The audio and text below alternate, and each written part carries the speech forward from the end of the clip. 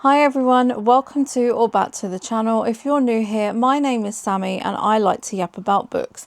And today I thought I'd chat to you about the books that made me, the books that I've absolutely loved at some point throughout my life. Now, as I was getting my books ready from around the house to put on my shelves, I found these two books from my childhood. And I couldn't believe it.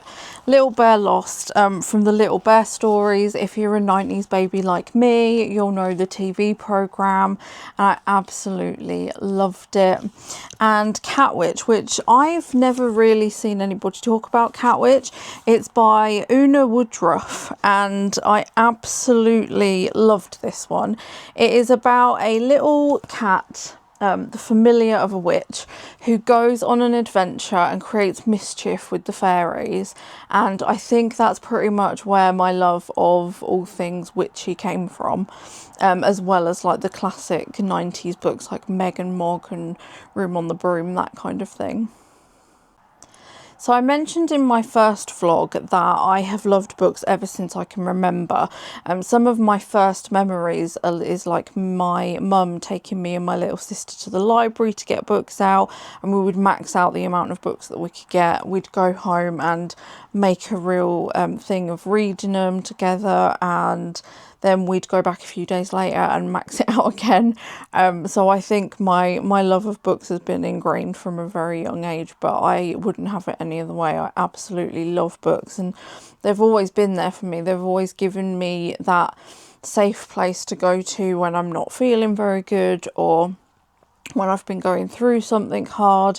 There's always something in a book that can help, or can take your mind off of it and take you to somewhere completely different, so that you are someone completely different.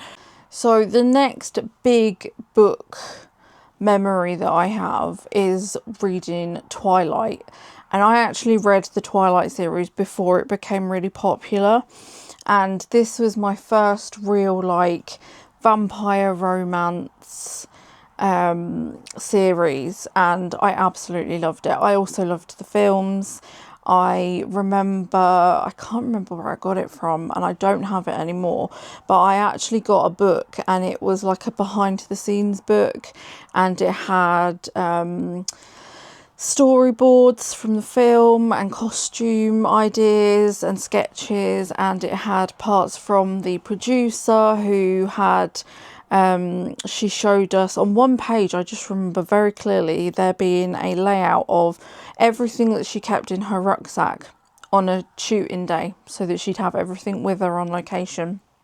And I loved that book. I do love a good behind the scenes book as well.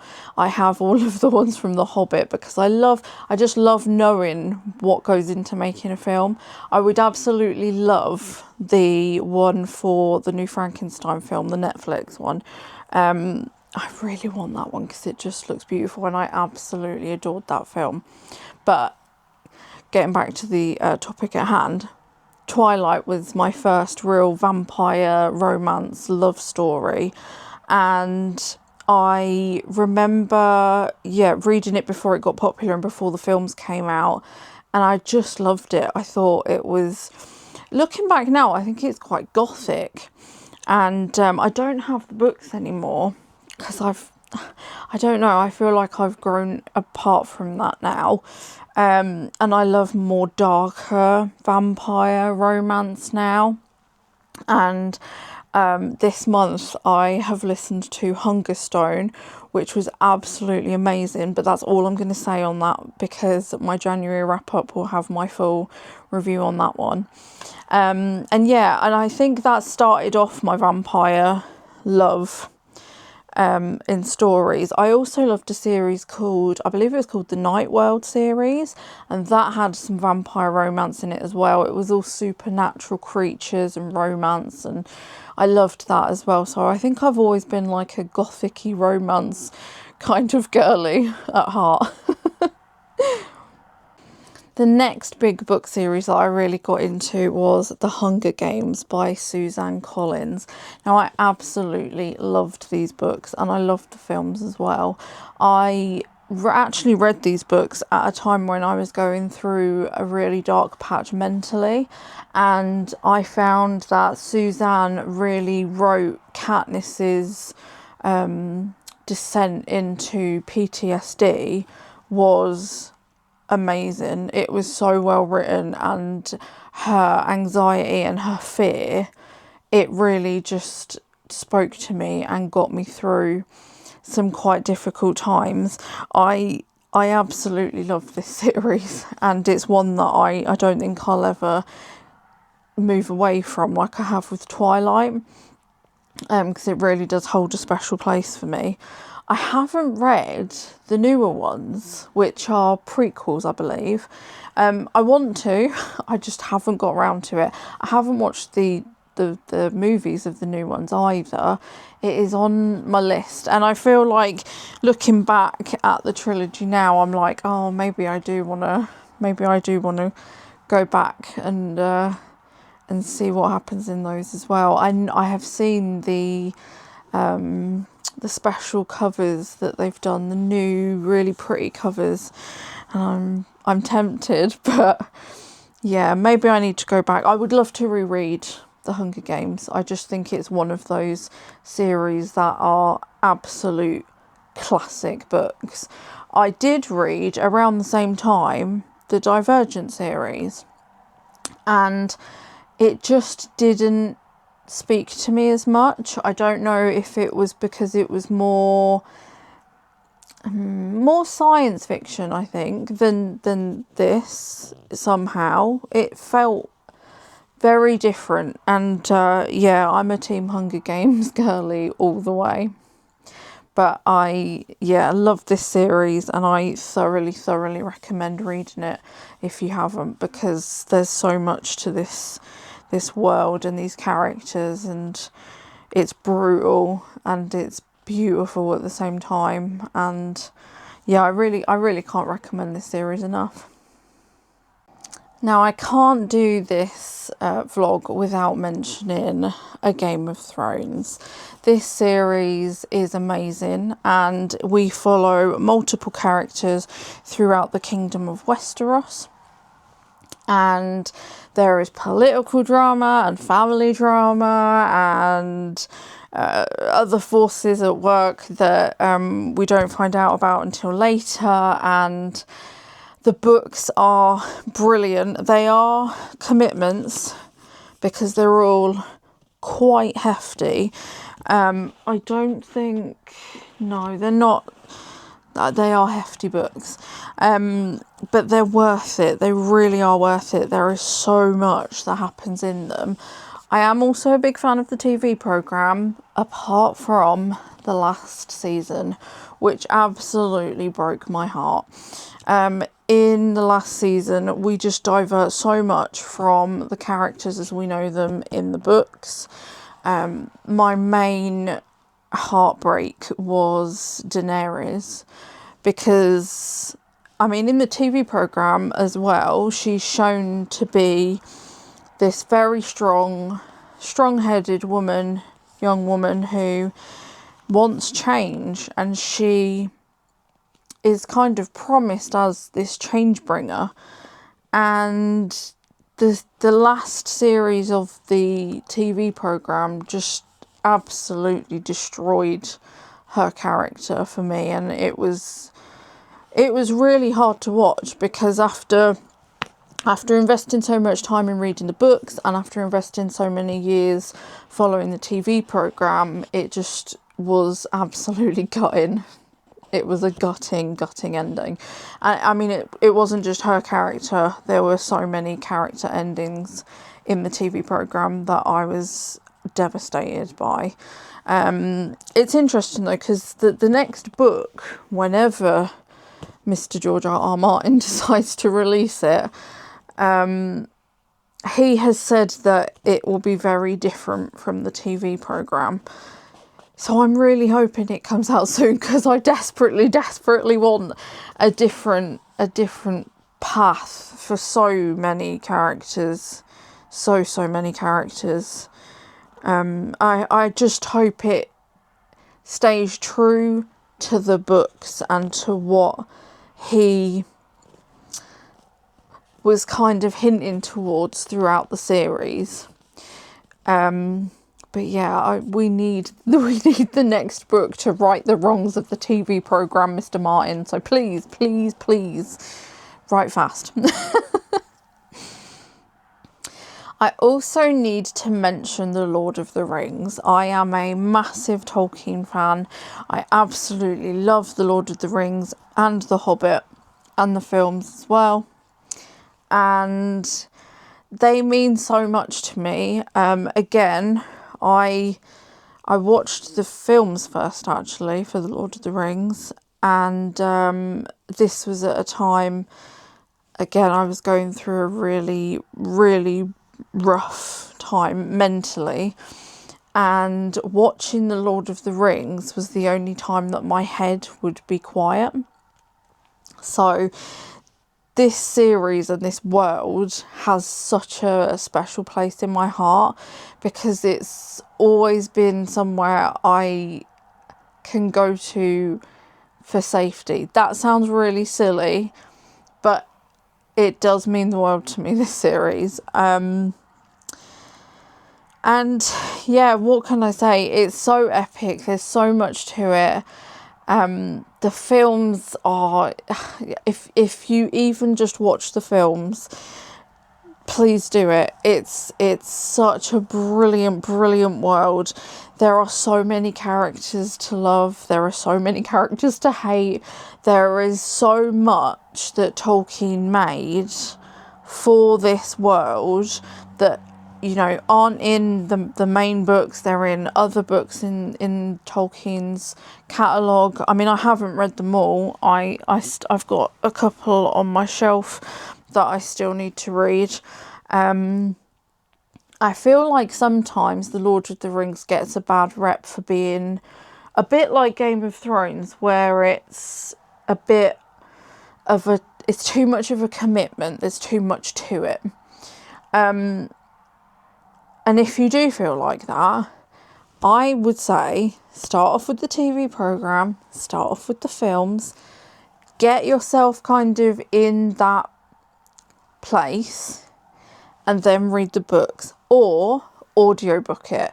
Because for me, I found that listening to audiobooks, I've been able to take in a lot more than I thought I would be able to. And I feel like, especially if you've got a book, I mean, this isn't either one, but if you've got a book like that, and that's over 1,000 pages, audiobook it, and it's a lot more doable. So yeah, if you read anything this year, read The Lord of the Rings. It's amazing. I love it so much. I can't even explain what happens. So much happens, and it's just brilliant, and I love it. The next series I'm going to talk about is probably one of my absolute favourites of all time, even over Game of Thrones or The Lord of the Rings. And I might get some stick for this, but it's A Court of Thorns and Roses. Now, I absolutely cannot tell you how much I love this series. It is a romantasy series. We follow Feyre, who goes hunting in the woods to feed her family, who are very poor and are basically starving at the point that she goes out. And she goes into the woods. She shoots and kills a wolf. But this wolf is not a normal wolf. This wolf is actually a fae from over the other side of the wall that keeps the fae from humans. And as her punishment for killing this fae, she has to go and live with the Lord of the Spring Court, Tamlin.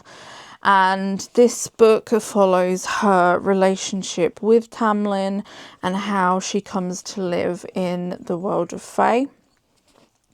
The story then takes a turn, and I mean, I love this series so much. it gets a lot of stick for being too well liked, and I don't get that. I read this before it became popular. Again, I don't know. I have a tendency to read things before they pick up, and it's just, I don't know what it is. I just feel so at home with this series. I do love Throne of Glass as well by Sarah J. Maas, and Crescent City, but this series is my comfort series. This is the series that I will either read or listen to on audio, because I feel like I've been away from Perithian for too long, and I just feel like I need that comfort story. Feyre is one of my all-time favourite female characters. I think, again, she goes through so much mentally, physically, and I just love her character. I love all the characters in this series. There's not a character where I'm like, oh, not keen on them. I mean, there is one that you come to change your mind about, let's say, without giving too much away. But overall, I absolutely love the characters in this. I'm just an ACOTAR girly. I love this series so much. So I'm realising as I'm filming this that all of the books that I'm talking about are pretty much series of big books, because the next one I'm going to talk about is the Outlander series, which is 7 or 8 books, and they're all over they're all over about 600 pages. Oh my gosh. So for anyone who doesn't know, Outlander is a book series about a woman called Claire Randall, and in 1946, she goes to the Scottish Highlands with her husband Frank. They go to a standing stone circle, and she touches one of the stones. She gets pulled back through time to 1743, where she meets and falls in love with the Highlander Jamie Fraser. And the series follows their story throughout time. It follows them in Scotland, the Battle of Culloden. It follows them as they go over to America and they settle and make Fraser's Ridge. And it follows the war over in America as well. And this is heavily historical and lighter on the romance, I think. But I absolutely love it. The TV programme as well, absolutely brilliant.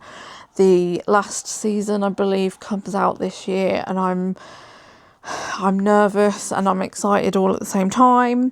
I still need to read this chunky book, Go Tell the Bees I'm Gone, and I may have to audiobook this one as well, because it is chunky. It's about 1,000, it's over 1,300 pages, so I may have to audiobook this as well as read it. But yeah, this is perfect if you like, do you know what? I think this is perfect if you like a historical fiction where you explore lots of historical points and events, but you do like a little bit of romance as well, because it does follow Jamie and Claire and it is romantic. But for me, it does focus on the history side a lot more, and like how they lived back then. One shorter series that I want to mention is The Accidental Medium by Tracy Whitwell. Now, I absolutely love these books. They are funny, they are relatable, and the main character is just a diamond. So Tans is a wine-loving, straight-talking, once successful TV actress from Gateshead whose career has shriveled like an antique walnut. Now these books are so funny, and they really remind me of, it's kind of like Bridget Jones, but she's a medium and she talks to the dead, and she is just fabulous. I absolutely love Tans. And Tracy has actually announced that there will be a new book coming in February for the series. I'm so excited about this.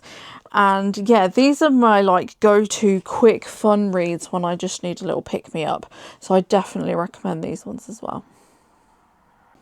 Now recently my tastes have changed quite a bit, and I am getting into my thrillers and my horrors a lot more. I've read some absolutely amazing books.